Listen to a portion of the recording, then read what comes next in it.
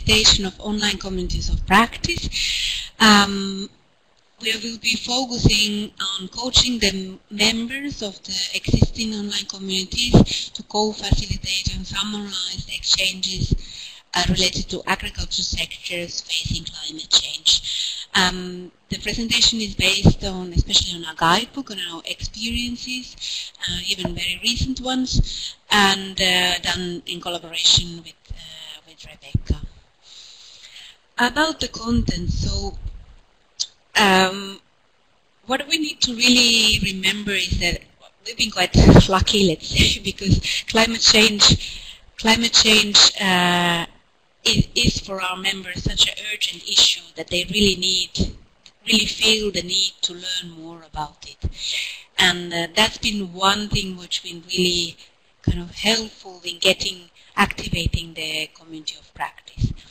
So there's a need to respond to climate change. Even in the Paris Agreement, countries were now requesting more focus in the capacity development and doing it at a larger scale, reaching different stakeholder groups. So maybe online communities of practice can help in this enormous task.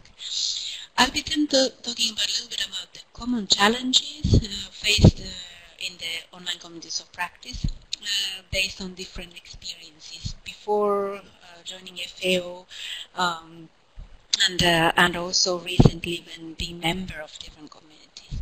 Then I'll be sharing some notion and examples, and then later at the last part we'll check a little bit what you can do as a member of our online community. Member and co-facilitator, actually, of course. So about the content, just a little note.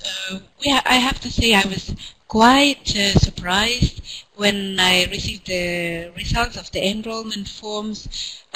So actually quite many of you or many of the enrolled participants were not member of our communities of practice. So please bear with us. We're really focusing to support those. But hopefully this will be useful also for those who are facilitating your own online communities and happen to receive this invitation.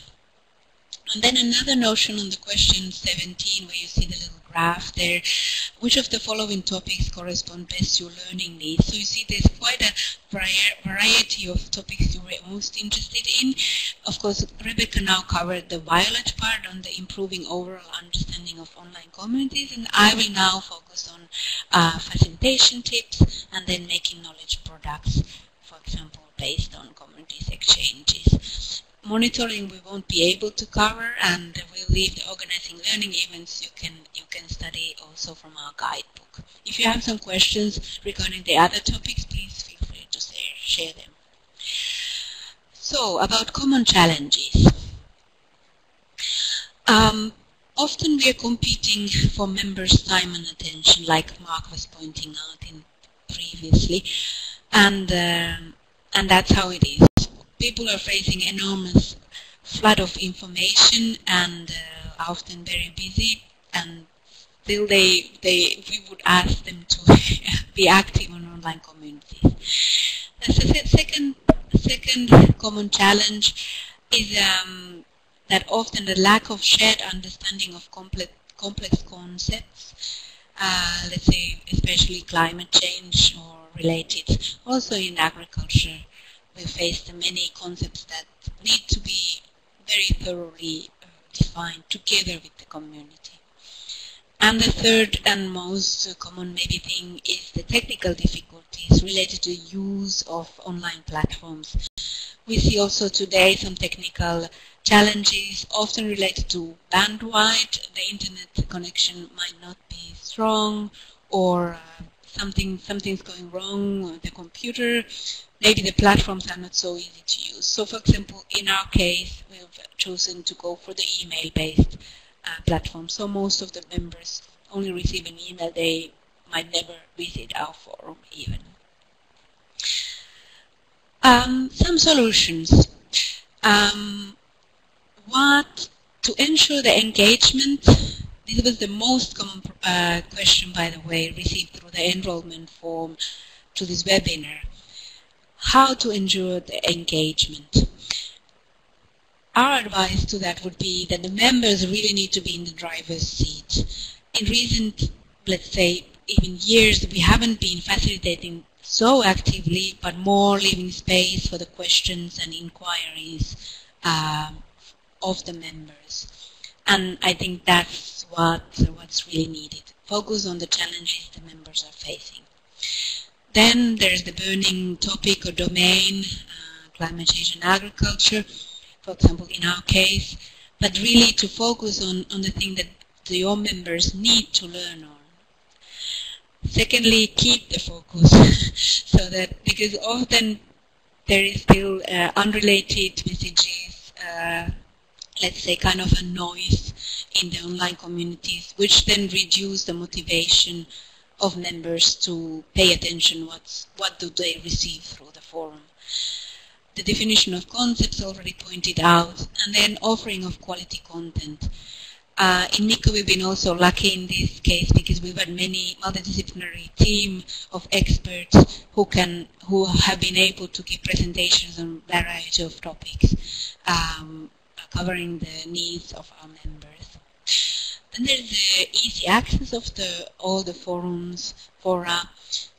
For example, what I've heard that the most popular social media platforms there are more members in them than expected, and not even many people have internet connection, but they have an account in the most popular social media forums. So this is an indicator that actually the access issue is less and less hindrance to active participation.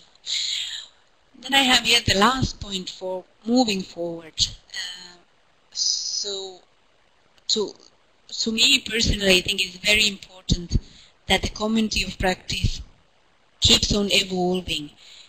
It's easy when many new members join that the discussion kind of concept focuses on the same issues again and again, but we need to kind of be able to collect the main knowledge in a summarized form and move to the next topic, next interesting thing.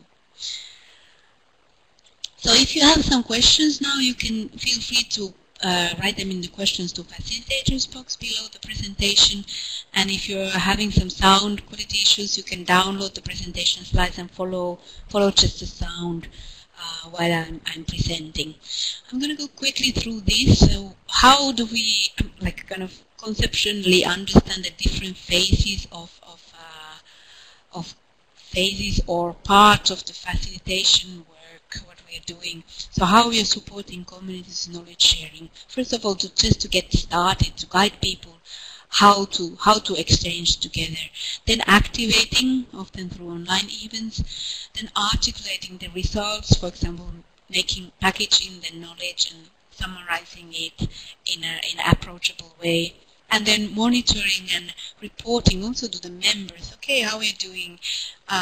Many members might not know that our communities of practice have actually so many members at the moment, and that might increase their motivation to participate.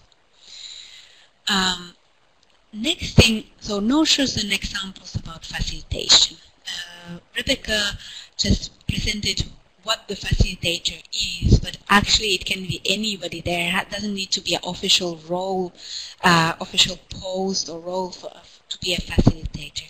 But it's a person who helps the group to achieve the objectives, and often this is in online situations. This is done through facilitation questions and design of the exchanges, so that they are taking us to somewhere where the group wants to go. As the first point about facilitators' role, I would say that the facilitator needs to ensure that the different participants have the equal opportunities to share their different viewpoints. So kind of leveling the playing field, making it easy for students, for non-native speakers, for everybody to take part.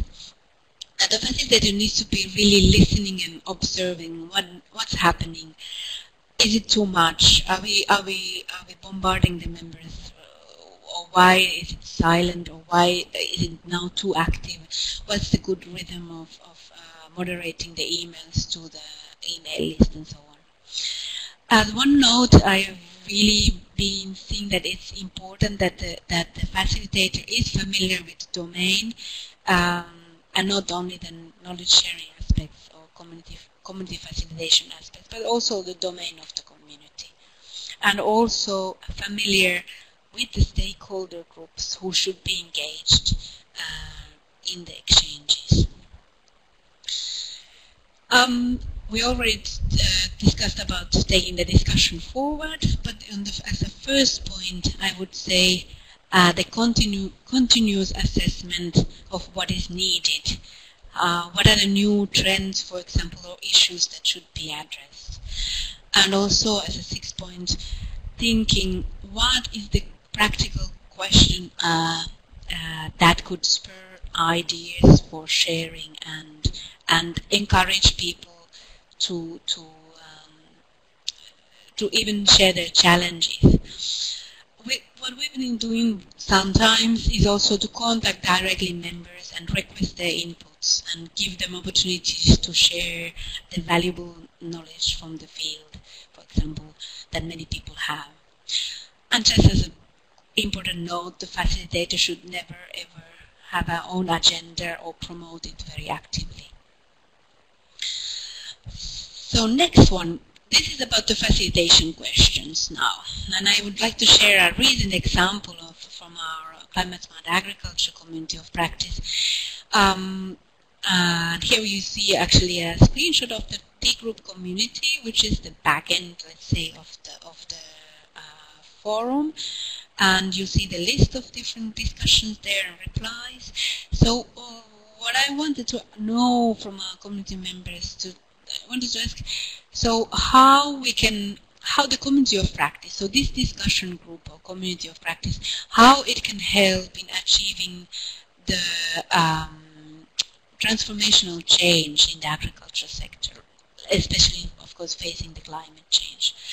And then I underline the second one, how could we here in the community best contribute to what the members are doing? So we received 24 replies, but what I noticed actually that many of them were kind of thinking, all right, what our organization should be doing or what should happen in an abstract sense. So then what I realized I would need to define better what I'm actually asking. So this was what I sent next after some very good and important insights. So how this community of practice can help. So really simplifying the question, how can we scale up our learning and sharing, and giving some, for example, proposals. And what was very nice, we received very, very important successes and insights. So for example, of course the funding is always the problem. So how to have more resources in reaching more the smallholders. And that also we should be doing more awareness raising, somehow find ways to support extension services, and share practical info on the successes in the field. And in general, manage well the knowledge so that what we have already can serve the participants. So just very briefly now, many of you said that you would like to engage further in the co-facilitation of MICCA facilitated communities of practice. So what can you actually do? But how we thought this process could go forward is that we've created a D-Groups platform.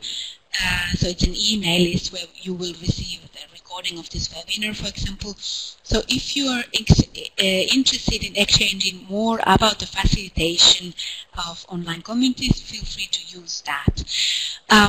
Then we'll be reserving time during the next 3 months for exchanges on the topics that you find you would like to facilitate. So book a 1 week from our Doodle calendar. You'll receive the link to that, and then you can send your question to the community of practice you are interested in facilitating.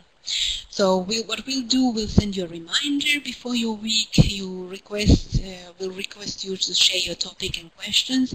If you want, we can help you in shaping them so that there will be more replies, and then help in summarizing the responses coming from the members. So that's part of the packaging as well. And we will be evaluating this approach in September and seeing if we can continue also in the following fall and during the next year. So now I'm happy to launch our guidebook. Almost all the authors are here. So Armina, Claudia, Constance is not actually online today, but we're really happy to launch today the guidebook for online facilitators, where we are sharing our experience on different communities of practice, and also colleagues from other online communities and networks have written some boxes to the guidebook. So very briefly, just to give you a little flavor on what's inside the guidebook, it can support in different phases of your community of practice. For example, when you're setting up the community, when you're preparing the launch of it, when you're deciding on the platform or the forum, what will you be using. Also has a little checklist for that. Helps you to find ways to facilitate, and then we're about organizing events online, how to make something interesting happening online. Then we'll be very briefly covering some packaging of information and then evaluation of the progress. So that's the main content of the presentation. To close my presentation, just some take-home messages. What to remember. We are there to facilitators. We facilitators are there to help the group in reaching their objectives. Please remember to keep the exchange clear and focused. This is more harder than one would think. Budget enough time for the moderation, facilitation, training, guiding the members. And then on the facilitation, think well. Ask the members often how to do best things.